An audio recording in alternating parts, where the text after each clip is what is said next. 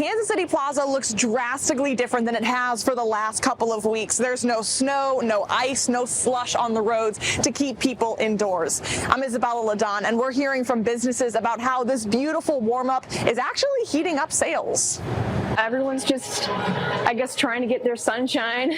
Kansas City is welcoming a 60-degree warm-up from last week's negative temps. Broadway Cafe's barista says the warm weather brings an energy shift in the metro. A lot more traffic in and out, people sitting outside, walking around, riding their bikes, just, different, more alive vibe compared to, 3-4 days ago. It's been completely different. A bit of sunshine brought out first-time customer Jennifer Dumps. My seasonal depression isn't getting the best of me anymore, so I needed today.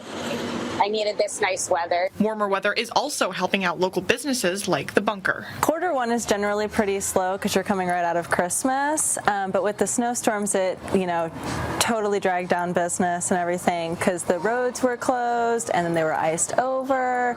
As the sun came out, so did dozens of people. Now, we were quite busy on Sunday. We had a flood of people in here from the minute that we opened the doors until we closed. I had 30 people in here 5 minutes before we closed last night. Restaurants are getting ready for the spring rush too.